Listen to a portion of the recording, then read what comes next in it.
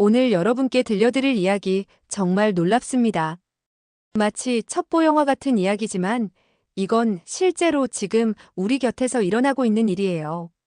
과거 북한 고위공간부가 탈북했다는 소식 들으신 적 있나요?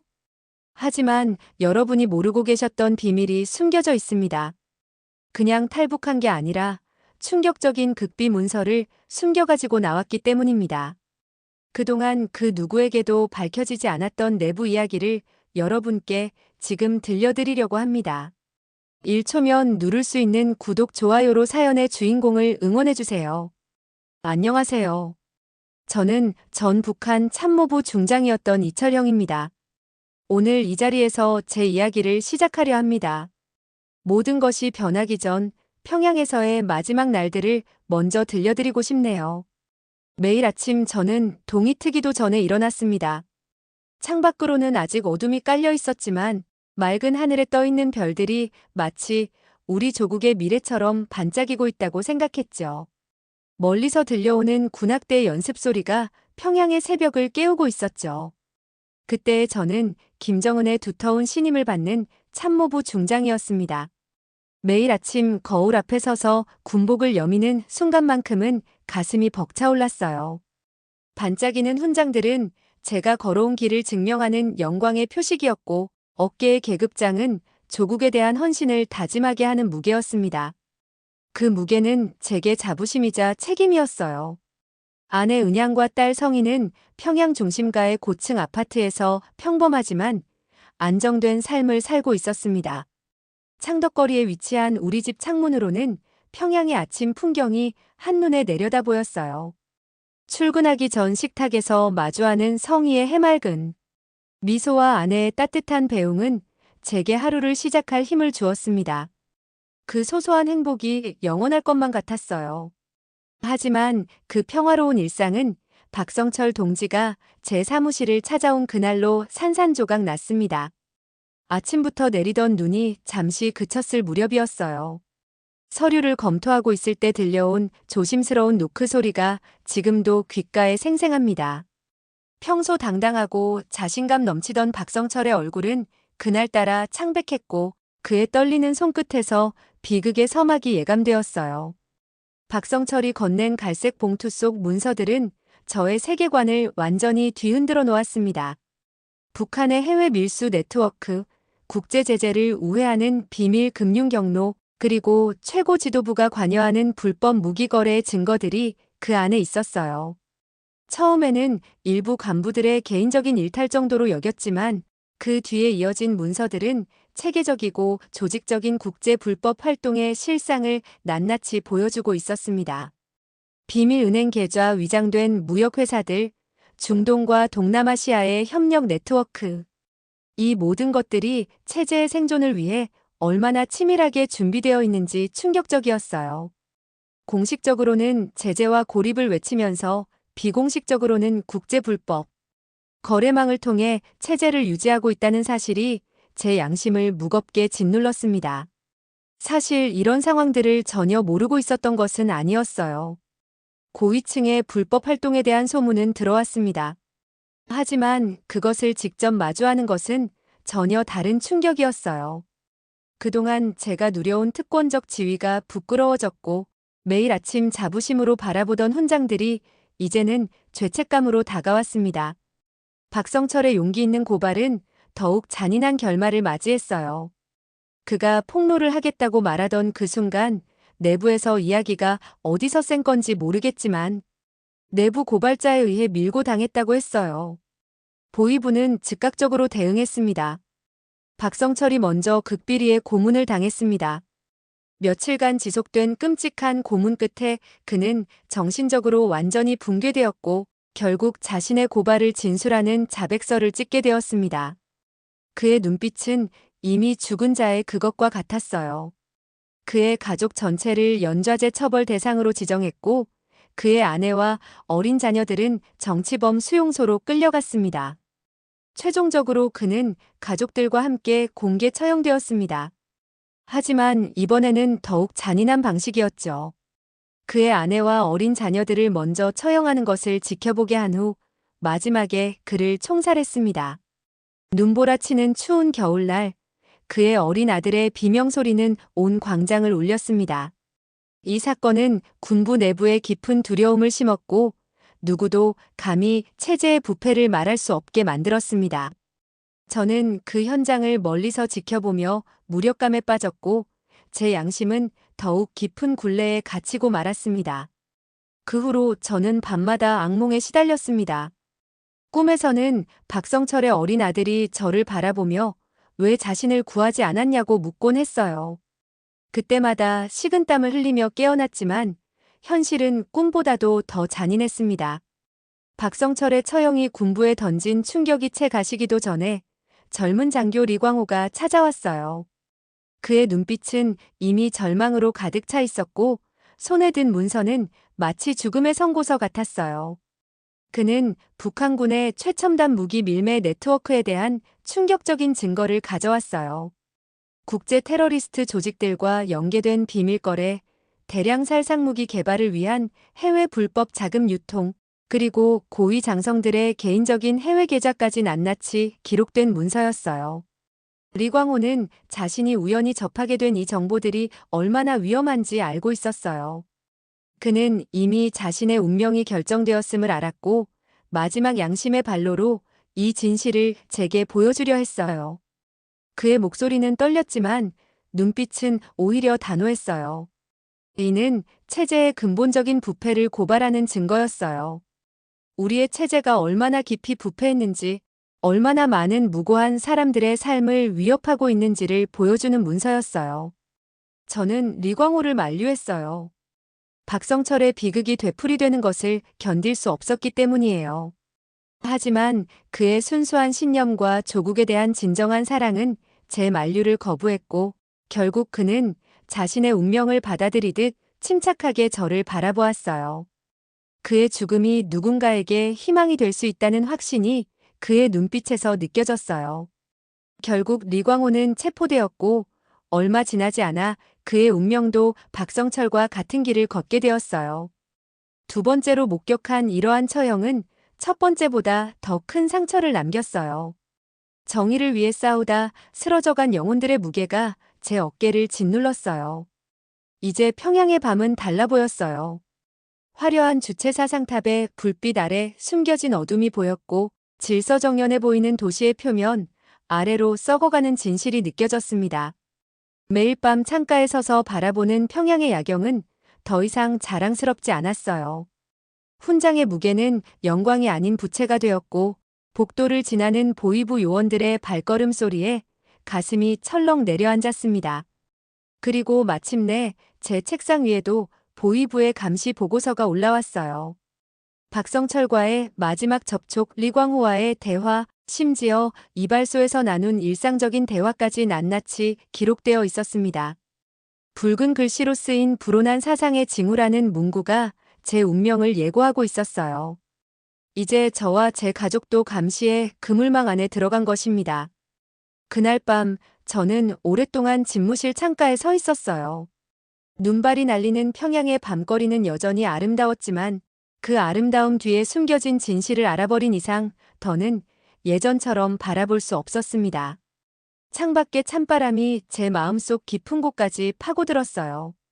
이제 저에게는 선택의 시간이 다가오고 있었습니다. 회색빛 아침이 밝아오는 창가에 서서 저는 매일 그날의 아침을 떠올려요. 보위부의 감시망이 날로 좁혀오던 그때 집에서 마주한 현실은 상상했던 것보다 더 가혹했습니다. 조국을 위해 충성을 다하며 살아왔다고 자부했던 제 삶이 이제는 가족들에게 큰 멍해가 되어 돌아왔어요. 평소 밝고 명랑하던 성희가 그날은 유난히 조용했습니다. 수업이 끝난 후 혼자 교실에 남아있다가 늦게 돌아온 아이의 책가방에서 구겨진 편지 한 장을 발견했어요. 반동분자의 자식과는 어울리지 말라는 내용이었죠. 박성철의 일이 알려진 후 학교의 분위기가 완전히 달라져 있었습니다. 어제까지 친하게 지내던 친구들이 하나둘 등을 돌렸고 선생님들의 눈빛도 달라졌어요. 아내도 힘들어했습니다. 시장에서 마주치는 이웃들의 수군거림, 다니던 직장에서 갑자기 사물함을 옮겨야 했던 일, 동네 병원에서 진료 예약이 갑자기 취소된 일, 작은 일상 하나하나가 무너져가는 것을 지켜보는 것이 가장 고통스러웠어요.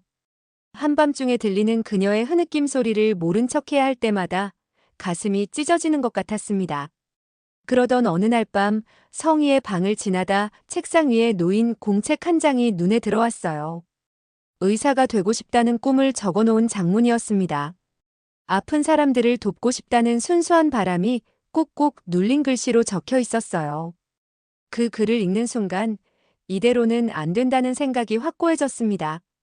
창밖을 서성이는 검은 세단, 현관 앞에서 마주치는 낯선 얼굴들, 오가는 전화마다 들리는 기계음, 모든 것이 우리를 감시하는 눈과 귀가 되어 있었습니다. 더는 지체할 수 없었어요. 우리에겐 두 가지 선택밖에 없었습니다. 체포되어 수용소로 끌려가거나 탈출하여 새로운 삶을 찾거나. 탈북 준비는 마치 보이지 않는 적과의 체스 게임 같았어요. 매 움직임을 세심하게 계산해야 했고 한 번의 실수도 용납되지 않았습니다. 첫 단계는 자연스러운 출국 명분을 만드는 것이었어요. 제가 맡은 서부 사단 군사동향 점검은 좋은 구실이 되었습니다. 여기에 더해 평소 거의 연락하지 않던 선양의 친척과도 조심스레 연락을 시작했어요. 전화통화는 최소한으로 하고 주로 편지로 소식을 주고받았습니다. 준비 과정은 7개월에 걸쳐 천천히 진행했어요. 갑작스러운 변화는 의심을 살 수 있었기 때문입니다. 먼저 성희의 중국어 학습을 자연스럽게 시작했습니다. 평소 의사가 되고 싶어 하던 아이의 관심사에 맞춰 중국의 의과대학 자료들을 모으기 시작했어요. 은양도 간호사 자격증 갱신을 핑계로 중국어 의학 용어를 공부하기 시작했습니다. 자금 마련은 더욱 조심스러웠어요. 매달 조금씩 금을 구입했고 이를 그녀의 장신구로 위장했습니다. 화장품 케이스에 이중칸, 옷의 솔기, 신발 밑창. 집안 곳곳에 분산해서 보관했어요. 달러는 더욱 신중하게 모았습니다. 군부 간부들과의 비공식적인 거래를 통해 조금씩 모은 외화를 성희의 교과서 사이사이에 끼워두었어요. 서류 준비도 치밀하게 진행했습니다. 군사 시찰 보고서에 초안을 여러 번 수정하며 완벽한 명분을 만들었어요. 선양 주재 무역 대표부와의 회의 일정도 계획에 넣었고 현지 군수시설 시찰 계획도 포함시켰습니다. 모든 문서에는 철저한 조국 애호의 색채를 담았어요. 가족들과의 의사소통도 새로운 방식으로 이루어졌습니다. 일상적인 대화 속에 암호를 심어 계획을 공유했어요.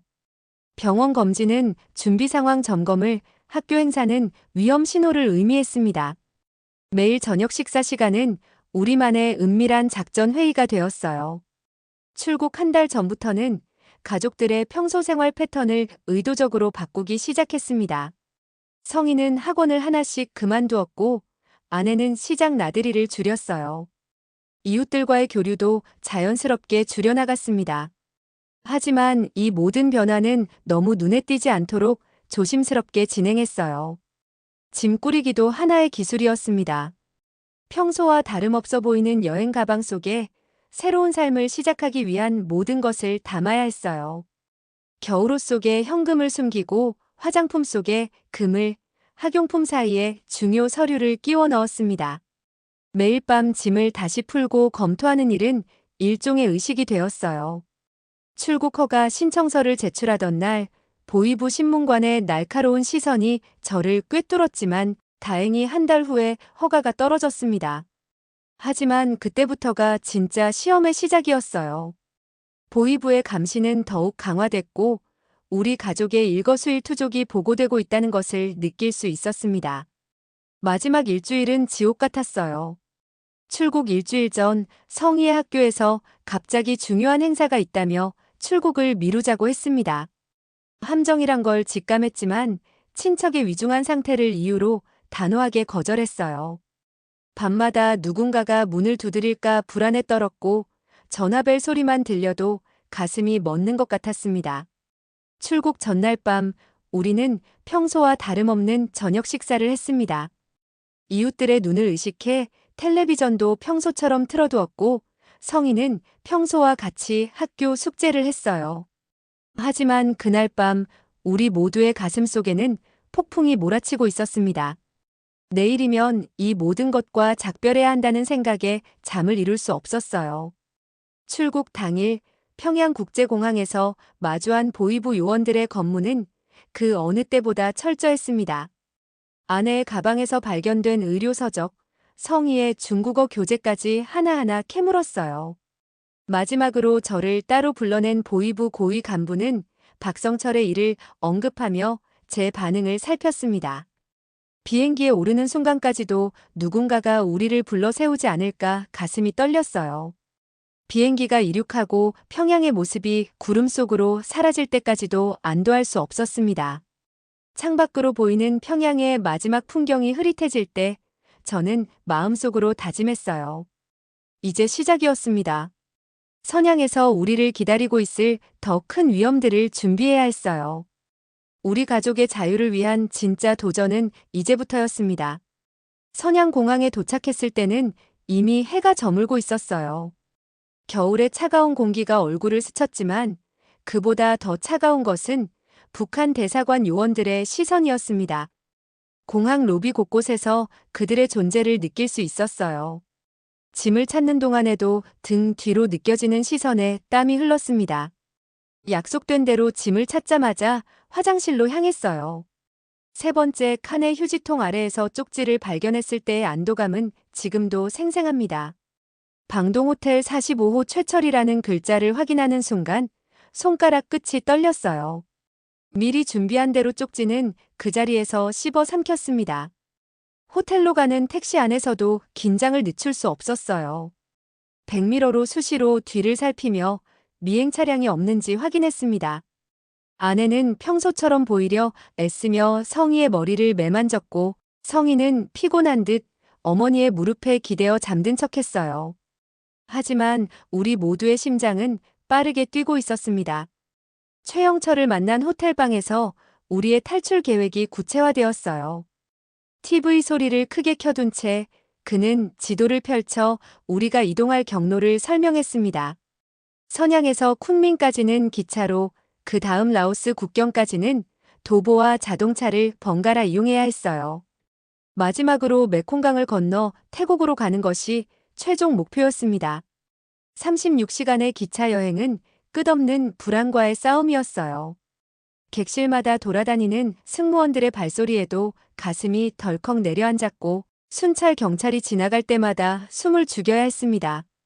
성희는 쏟아지는 졸음을 참으며 중국어 교과서를 읽는 척했고 은양은 수시로 화장을 고치며 긴장된 표정을 감추려 애썼어요. 쿤밍에 도착한 후부터는 진짜 시험이 시작되었습니다. 달빛에 의지한 채 좁은 산길을 걸어야 했어요.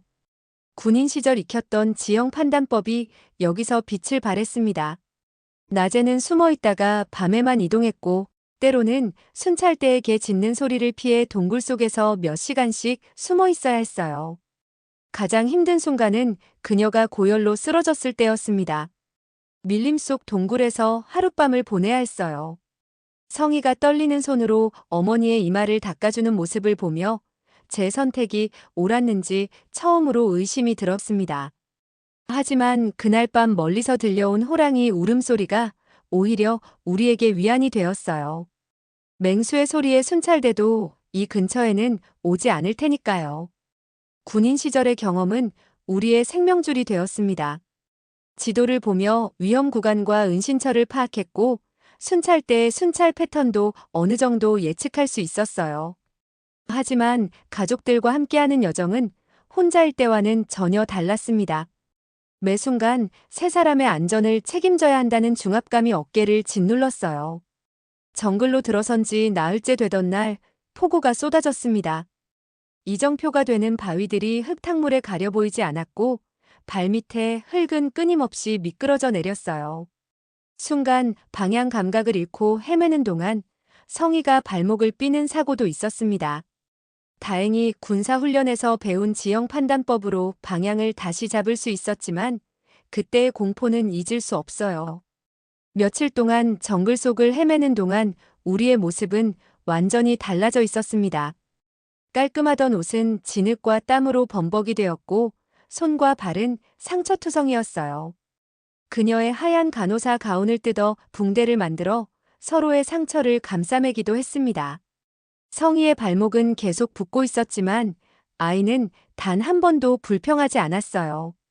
마침내 라오스 국경에 도착했을 때는 발바닥이 물집으로 가득했고 온몸은 벌레 물린 자국으로 뒤덮여 있었습니다.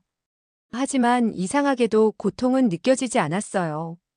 자유를 향한 희망이 모든 육체적 고통을 마비시킨 것 같았습니다. 국경을 건너는 순간 아내가 조용히 흐느끼기 시작했고 성희는 어머니의 손을 꼭 잡았어요. 라오스에서 비엔티안까지 가는 길도 순탄치는 않았습니다. 하지만 이제 우리 앞에는 희망이라는 빛이 보였기에 모든 어려움을 견딜 수 있었어요. 숨막히는 평양의 감시에서 벗어나 이제 우리는 진정한 자유를 향해 한 걸음씩 나아가고 있었습니다. 태국 이민국의 차가운 대기실에 앉아있던 그 순간이 지금도 생생해요. 열흘간의 정글 탈출로 온몸은 상처투성이었고 옷은 진흙과 땀으로 범벅이 되어 있었습니다. 성희의 발목은 여전히 붓고 있었고 아내의 얼굴은 말라리아 고열로 파리해져 있었어요. 우리는 그저 멍하니 앉아 있었습니다. 안도감보다는 이제 어떻게 해야 하나 하는 막막함이 더 컸어요. 태국 이민국 직원이 건넨 새 옷을 입으며 처음으로 실감이 났습니다. 북한 군복을 벗어 던진 그 순간 등줄기로 식은땀이 흘렀어요. 20년 넘게 입었던 군복을 벗는다는 건 단순히 옷을 갈아입는 것 이상의 의미였습니다. 그동안의 제 삶과 신념 모든 것을 벗어 던지는 것 같았어요. 한국 대사관으로 가는 길은 또 다른 긴장의 연속이었습니다. 차창 밖으로 보이는 방콕의 번화가는 마치 영화의 한 장면 같았어요. 북한에서 본 선전 영화 속 자본주의 사회의 모습 그대로였습니다. 하지만 이제는 그 모든 것이 다르게 보였어요. 그들이 거짓이라 가르쳤던 것들이 오히려 진실에 가까웠다는 것을 깨달았습니다. 대사관에서 처음 맞닥뜨린 현실은 냉혹했어요. 신분 확인 과정에서 우리는 북한에서의 모든 기록을 증명해야 했습니다. 제가 중장이었다는 증거도, 은양이 간호사였다는 기록도, 심지어 성희의 출생 증명도 모두 없었어요. 우리의 말이 진실이라는 것을 증명하는 과정은 고통스러웠습니다. 임시 여권을 받기까지 걸린 3주 동안 우리는 대사관 보호소에서 지냈어요. 좁은 방이었지만 그곳에서 처음으로 편안한 잠을 잤습니다. 더는 누군가가 문을 두드릴까봐 가슴 졸이지 않아도 됐고 순찰대의 발소리에 놀라 깨지 않아도 됐어요. 하지만 그 평화로움조차도 낯설었습니다. 인천행 비행기 안에서 처음 받은 기내식을 보며 아내가 울음을 터뜨렸습니다. 따뜻한 밥과 반찬들. 라오스 정글에서 먹었던 마른 빵과 물로 연명하던 날들이 주마등처럼 스쳐 지나갔어요. 성희는 조용히 어머니의 등을 쓰다듬었습니다. 14살 아이의 눈빛은 이미 어른처럼 깊어져 있었어요. 국정원 조사는 예상보다 훨씬 길고 고통스러웠어요. 친절했지만 날카로운 질문들이 이어졌고 매일같이 진술서를 써야 했습니다. 북한의 최신 군사정보, 고위 간부들의 동향, 주민들의 생활상. 모든 것을 상세히 진술해야 했어요. 하나원에서의 생활은 또 다른 도전이었어요. 겉으로는 평화로워 보였지만 그곳에서도 우리만의 싸움은 계속됐습니다. 밤마다 악몽에 시달렸고 작은 소리에도 놀라 깼어요. 은양은 평양에 두고 온 부모님 생각에 잠을 이루지 못했고 성희는 새로운 교육 체계에 적응하느라 고군분투했습니다. 교육 과정도 쉽지 않았어요. 자본주의의 개념, 민주주의의 가치, 한국의 현대사. 모든 것이 우리가 알고 있던 것과 달랐습니다. 때로는 분노가 치밀었어요. 그동안 우리가 믿어왔던 모든 것이 거짓이었다는 사실에 대한 분노였죠. 하지만 그 분노를 표출할 곳도 나눌 사람도 없었습니다. 성희는 예상보다 빨리 적응해 나갔어요. 하지만 아내의 적응은 더 힘들었습니다. 북한에서의 간호사 경력은 이곳에서 인정받지 못했어요. 처음부터 다시 시작해야 한다는 사실이 은양을 좌절시켰습니다. 하지만 그녀는 포기하지 않았어요. 한식 조리사 과정을 선택한 것도 북한에서의 경험을 새로운 방식으로 살리고 싶었기 때문입니다. 12주간의 하나원 생활이 끝나고 임대 아파트로 이사했을 때 처음으로 진짜 현실과 마주했어요. 정부 지원금으로는 빠듯했고 일자리를 구하는 것은 더욱 어려웠습니다. 말투 때문에 당하는 차별도 있었어요. 성인은 학교에서 자신의 배경을 숨기려 애썼고 은양은 직장 면접에서 여러 번 거절당했어요. 하지만 희망도 있었어요. 성인은 밤늦게까지 공부하며 의대 진학의 꿈을 포기하지 않았고 아내는 포기하지 않고 도전한 끝에 작은 분식집에서 일하게 되었습니다. 저는 경비 일을 시작했어요. 밤 근무를 서며 많은 생각을 했습니다. 매일 밤 아파트 베란다에 서서 서울의 야경을 바라볼 때면 평양에서의 마지막 밤이 떠오릅니다. 그때는 불안과 두려움으로 가득했지만 지금은 다릅니다. 여전히 힘들고 어려운 순간이 많지만 이제는 우리가 선택할 수 있다는 사실이 큰 위안이 돼요. 자유를 찾아 떠나온 우리의 여정은 아직 끝나지 않았습니다. 매일매일이 새로운 도전이고 시험이에요. 때로는 북한에 두고 온 가족들 생각에 잠 못 이루고 때로는 이방인으로 살아가는 현실에 좌절하기도 합니다. 하지만 우리는 멈추지 않아요. 박성철과 리광호가 그토록 바랐던 자유가 이런 것이었음을 이제야 진정으로 이해하게 되었으니까요. 청취자 여러분, 우리가 누리는 일상의 자유가 얼마나 소중한 것인지 다시 한번 생각해 보시면 좋겠어요. 북한에 남아있는 2,500만 동포들은 아직도 이 자유를 모른 채 살아가고 있습니다. 자유가 주는 책임과 고통도 있지만 그건 역시 우리가 선택할 수 있다는 점에서 의미가 있어요. 오늘 저의 이야기를 들어주셔서 감사합니다.